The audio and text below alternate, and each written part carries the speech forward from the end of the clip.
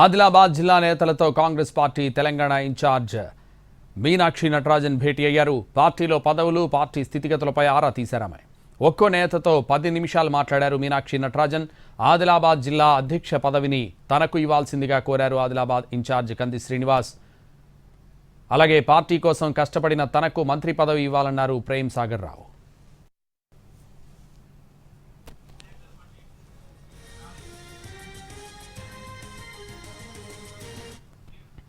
ఆదిలాబాద్ జిల్లా నేతలతో Congress party Telangana incharge Meenakshi Natarajan భేటీ అయ్యారు. పార్టీలో పదవులు, పార్టీ స్థితిగతులపై ఆరా తీశారామె. ఒక్కో నేతతో 10 నిమిషాలు మాట్లాడారు మీనాక్షి నటరాజన్. ఆదిలాబాద్ జిల్లా అధ్యక్ష పదవిని తనకు ఇవ్వాల్సిందిగా కోరారు ఆదిలాబాద్ ఇన్ఛార్జ్ కంది శ్రీనివాస్. అలాగే పార్టీ కోసం కష్టపడిన తనకు మంత్రి పదవి ఇవ్వాలన్నారు ప్రేమ్ సాగర్ రావు. ఇదే విషయానికి సంబంధించి మరింత సమాచారం మా ప్రతినిధి చారి లైవ్లో అందిస్తారు. చారి,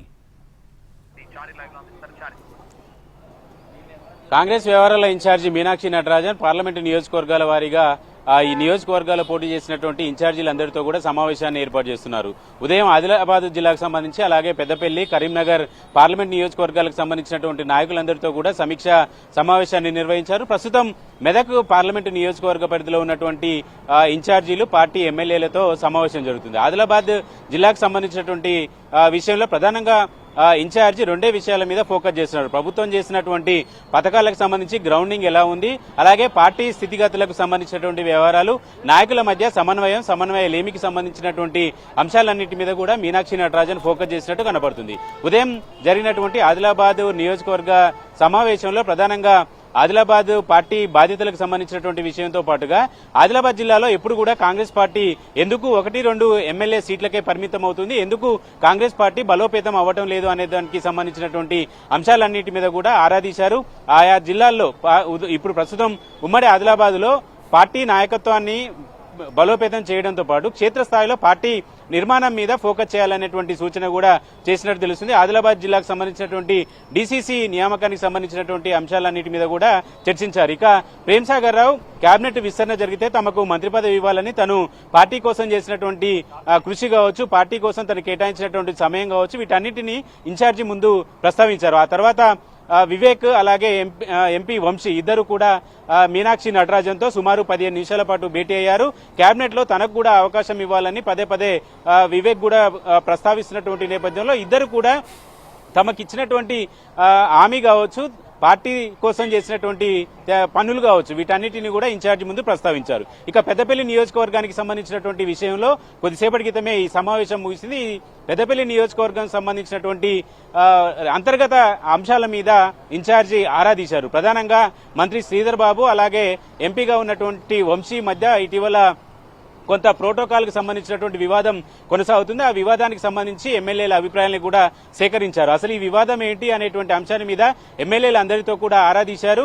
ఎమ్మెల్యేలు సూచన చేసినటువంటి అంశం ఏంటంటే ఇది అసలు పెద్ద సమస్య కానే కాదు, ఇది ఇద్దరిని కూర్చోబెట్టి మాట్లాడితే సెటిల్ అయ్యేటువంటి సమస్య అని ఇన్ఛార్జికి సూచించారు. వీటితో పాటుగా ప్రభుత్వం అమలు చేసినటువంటి సన్నబియ్యం కావచ్చు, అలాగే రాజీవ్ యువ వికాసం కావచ్చు, ఈ 2 పథకాలకు సంబంధించినటువంటి ఫీడ్బ్యాక్ బాగుంది, సన్నబియ్యం వల్ల ప్రభుత్వానికి మంచి పేరు వచ్చిందనేటువంటి అంశాలన్నింటినీ కూడా ప్రస్తావించారు. ఓవరాల్ గా ఈ రోజు జరిగినటువంటి సమావేశంలో మాదిగ సామాజిక వర్గానికి సంబంధించినటువంటి ఎమ్మెల్యేలు కూడా ఇన్ఛార్జిని కలిశారు. కేబినెట్ విస్తరణ జరిగితే మాదిగలకు ఖచ్చితంగా అవకాశం ఇవ్వాలనేటువంటి సూచనని కూడా వాళ్ళు చేశారు. రేపు ఢిల్లీకి వెళ్లి అధిష్టానాన్ని కూడా కలవాలని ఇప్పటికే మాదిగ సామాజిక వర్గానికి సంబంధించినటువంటి ఎమ్మెల్యేలు నిర్ణయించారు.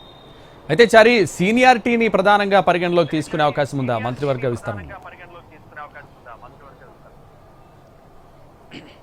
ప్రస్తుతం ఈ రోజు జరుగుతున్నటువంటి సమావేశంలో మంత్రివర్గ విస్తరణకు సంబంధించినటువంటి అంశాల మీద పెద్దగా ఇన్ఛార్జి ఎవరి అభిప్రాయాన్ని కూడా తీసుకోవట్లేదు. ఎందుకంటే ఇన్ఛార్జి కేవలం పార్టీకి సంబంధించి, పార్టీ నిర్మాణానికి సంబంధించినటువంటి అంశాల మీదనే ఫోకస్ చేస్తున్నారు. కాబట్టి వీటితో పాటుగా అంతర్గతంగా నాయకుల మధ్య ఉన్నటువంటి కమ్యూనికేషన్ గ్యాప్ కు సంబంధించి, వివాదాలకు సంబంధించినటువంటి అంశాల మీదనే ఫోకస్ చేస్తున్నారు. ప్రస్తుతం కేబినెట్ లో చోటు కావాలని చూస్తున్నటువంటి మాదిక సామాజిక వర్గానికి సంబంధించి ఎమ్మెల్యేలు కోరినటువంటి అంశం ఒక ఎత్తు అయితే, అటు ప్రేమ్ సాగర్ రావు అలాగే వివేక్ ఇద్దరి మధ్య కూడా మంత్రి పదవి ఎవరికి వస్తుందనేటువంటి చర్చ కూడా జరుగుతుంది కాబట్టి వీటి మీద ఇన్ఛార్జి కూడా నేరుగా వారికి చెప్పింది.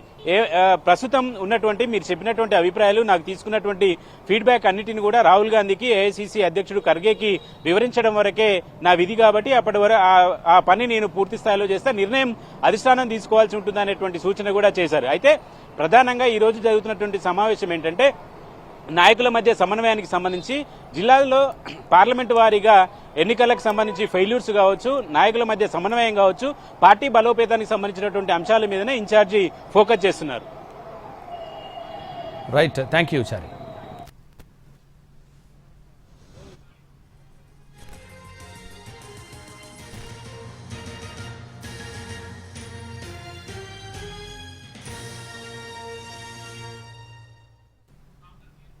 ఆదిలాబాద్ జిల్లా నేతలతో కాంగ్రెస్ పార్టీ తెలంగాణ ఇన్ఛార్జ్ మీనాక్షి నటరాజన్ భేటీ అయ్యారు.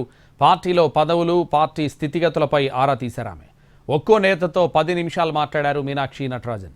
ఆదిలాబాద్ జిల్లా అధ్యక్ష పదవిని తనకు ఇవ్వాల్సిందిగా కోరారు ఆదిలాబాద్ ఇన్ఛార్జ్ కంది శ్రీనివాస్. అలాగే పార్టీ కోసం కష్టపడిన తనకు మంత్రి పదవి ఇవ్వాలన్నారు ప్రేమ్ సాగర్ రావు.